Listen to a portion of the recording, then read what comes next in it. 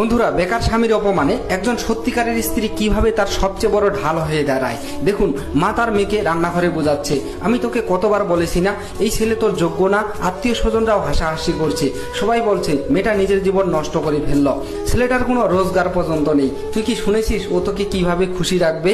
আর ওই সময় মেয়ের স্বামী বাইরে জানলা দিয়ে সব দেখছিল এবং শুনছিল। এরপর মেয়েটা তার মায়ের কথা না শুনে তার ভাইয়ের কাছে গেল। ভাই তখন বসে মিষ্টি খাচ্ছিল। মেয়েটা ভাইকে বলল, তোর খাওয়া হলো?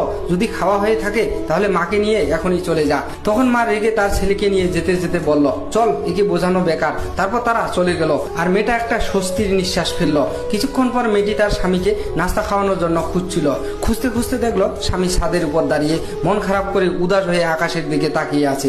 স্ত্রী কাছে গিয়ে বলল, আরে তুমি কখন এলে? আমি বুঝতেই পারিনি, সকাল থেকে কিছু খাওনি, চলো খেয়ে নাও।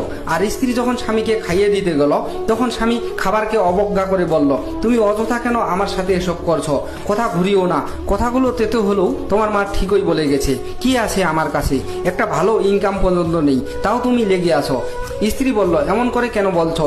স্বামী বলল, তো কি বলবো, আমি যা বলছি তা তো সত্যি। তুমি আমার সাথে থেকে শুধু মানিয়ে নিচ্ছ, তুমি এখান থেকে চলে যাও। স্ত্রী বলল, না, যাব না। স্বামী রেগে গিয়ে বলল, বললাম না চলে যাও।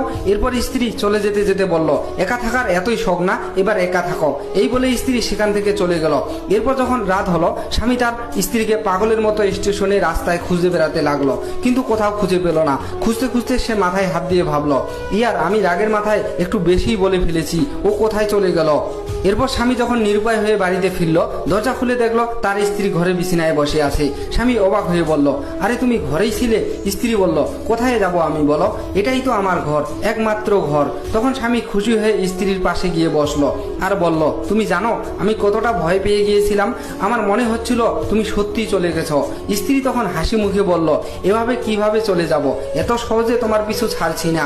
স্বামী তখন হেসে বলল, তাহলে আর ছেড়ো না। বন্ধুরা, প্রকৃত ভালোবাসা কখনো টাকা বা পরিস্থিতি দেখে হয় না। সত্যিকারের স্ত্রী সুখে দুঃখে সব সময় স্বামীর পাশে থাকে। আপনিও কি তাই মনে করেন? যদি একমত হন তাহলে ভিডিওটিতে একটি লাইক দিয়ে শেয়ার করে দিন এবং কমেন্টে লিখুন সত্যিকারের ভালোবাসা।